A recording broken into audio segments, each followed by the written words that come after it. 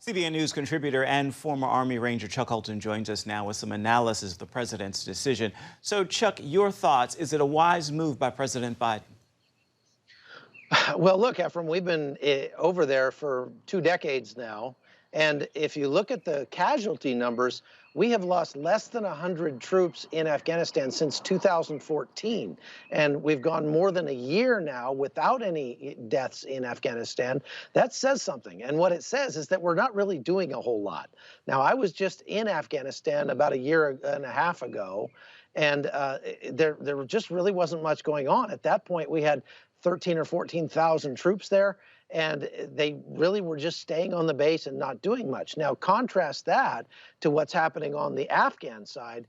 There's still a lot of fighting going on. The Afghan army is losing something like 45 or 50 troops every week over there. So there is a lot of, the war is not over. The United States has just stepped back into a role that they call advise and assist. And to me, it seems like we could advise and assist from Washington, D.C. on a Zoom call. What do you think the reaction is going to be from the men and women on the ground there? I mean, I think those guys are bored stiff, that most of the troops over there are really doing very, very little. They're never leaving the base. And so they go over there for 6, 8, 9 months and basically either get in really good shape or get really fat playing video games and not much else. Some people might take exception to that. There are obviously special operations troops that are still out in the field, but the vast majority of the work that's being done in Afghanistan is being done by the Afghan military, and the U.S. is there.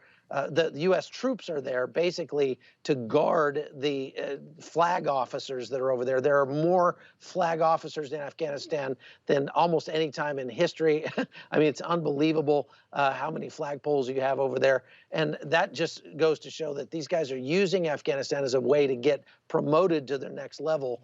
And the troops really are not doing a whole lot. So I think they'll be happy to come home.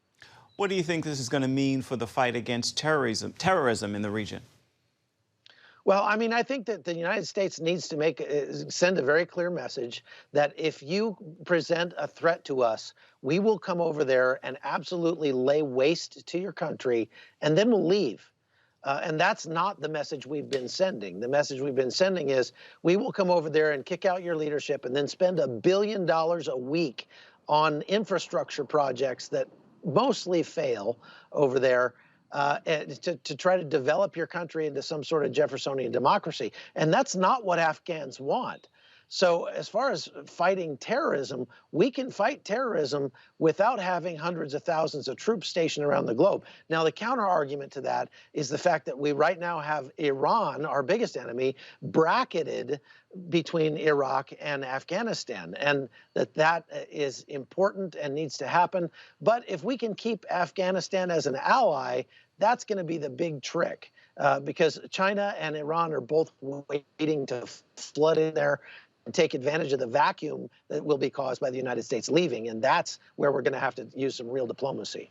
All right, Chuck Holton, thank you so much for your insight. Always appreciate it.